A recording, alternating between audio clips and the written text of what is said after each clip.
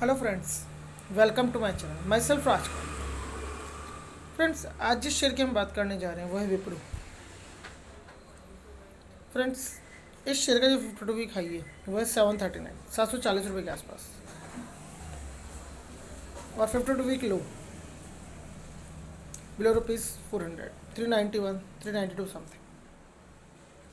और फ्रेंड्स, ये शेयर इस वक्त 410 रुपये के आसपास चल रहा है, 410, 411। फ्रेंड्स, आपको लगता है कि इसमें कैपिटल बाइंग लेवल है इस वक्त इन्वेस्टमेंट पॉइंट ऑफ व्यू से? फ्रेंड्स, क्या आपको लगता है ये 739 से टूट करके बिलो ₹400 चला गया था? ऐसा क्यों हुआ? क्या सोचते हैं आप इसके बारे में? क्या लगता है आप, क्या संशय है आपको?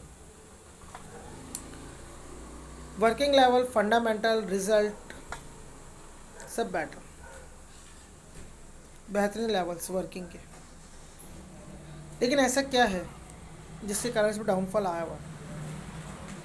पिछले 5 साल को देखेंगे ना आप, इसके रिजल्ट और परफॉर्मेंस को, 2018 से 2022 तक। तो 2022 में बेहतरीन performance in terms of revenues और in terms of net income. लेकिन फिर भी फ्रेंड्स, मैं रीज़न बताता हूँ आपको कि इसमें डाउनफॉल क्यों है। अगर हम इसके लास्ट 5 क्वार्टर्स को एनालाइज करते हैं तो आपको ये बात समझ में आने लगेगी। लास्ट 5 क्वार्टर्स को एनालाइज करेंगे तो आपको यही पता चलेगा कि 739 से टूट करके ये बिलो 400 चला गया था और इस वक्त 411 रुपये आपको बैंक के लिए अवेलेबल है।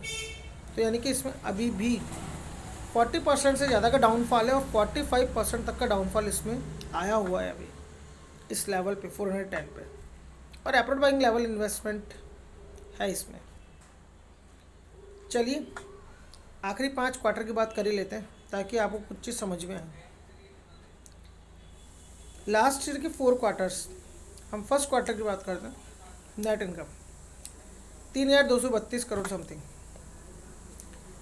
3,232 crore something. Second quarter 3,000 crore के आसपास का net income. Third quarter same, 3,000 crore के आसपास का फिर से नेट इनकम। फर्स्ट क्वार्टर से सेकेंड और थर्ड में नेट इनकम डाउन रहा। ना fourth quarter slightly improvement, net income 3,000 something से अबव, यानी कि 3,100 करोड़ के आसपास, 3,090 crore something.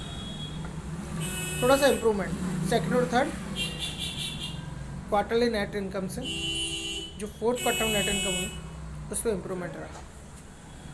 Now this fifth quarter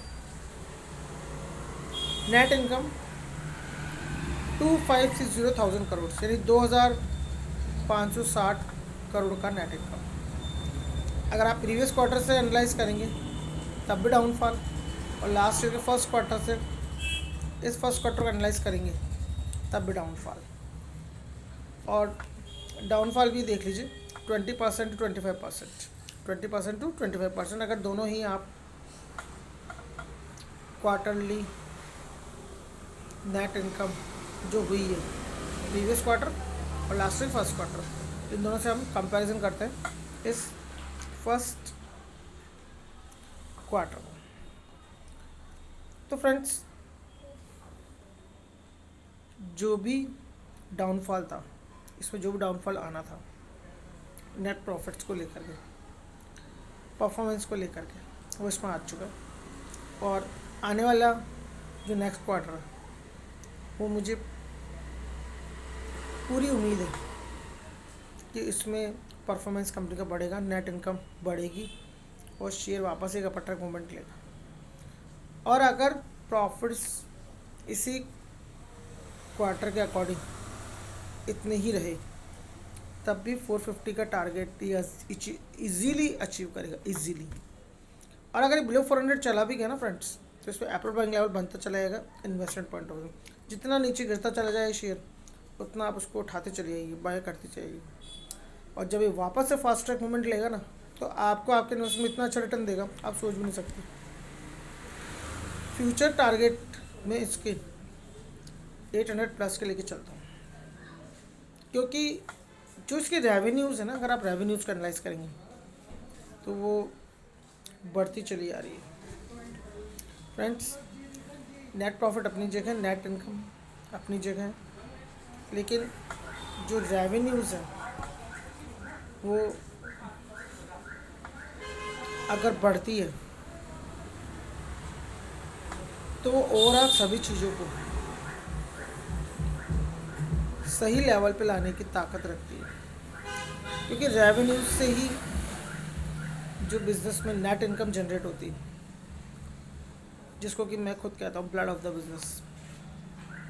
ऐसे तो working capital blood of the business होती है, लेकिन net income blood of the business, यानी कि वो ताकत देती है, नसों में इस तरीके से तेज़ गति से फैलती है, प्रवाह इतना तेज हो जाता है कि हर चीज़ एक्टिव हो जाती है। जैसे बॉडी की हर चीज़ एक्टिव हो जाती है, ऐसे कंपनी की हर चीज़ एक्टिव हो जाती है, परफॉर्मेंस एक्टिव हो जाता है अपर लेवल पे आने का। और इन्वेस्टर्स को क्या चाहिए? Performance active, performance upper level, profit booking. और इन्वेस्टर्स को चाहिए क्या? Bonus, dividend and all that. Due to revenues improvement, increase in revenues and increase in profit when revenue increases। तो फ्रेंड्स, बने रहिए मेरे चैनल पे मेरे साथ, मोटिवेट कीजिए मुझे। बात सही लगी तो लाइक कर दीजिए, अपना रिसर्च एनालाइज भी कीजिएगा, फाइनेंशियल एडवाइजर से भी एडवाइस लीजिएगा, और जो मैं बात बोल रहा हूँ उसको रिसर्च एनालाइज करने के बाद में ही इन्वेस्टमेंट करने का डिसीजन लीजिए। फ्रेंड्स, सब्सक्राइब कर दीजिए मेरे चैनल, मोटिवेट कीजिए मुझे, ताकि मैं इस तरह की वीडियोस बना करके आपको देता रहूँ और आपके इन्वेस्टमेंट पॉइंट ऑफ व्यू से आपकी हेल्प करता रहूँ इन्वेस्टमेंट करने के लिए। Thanks for watching, have a nice time.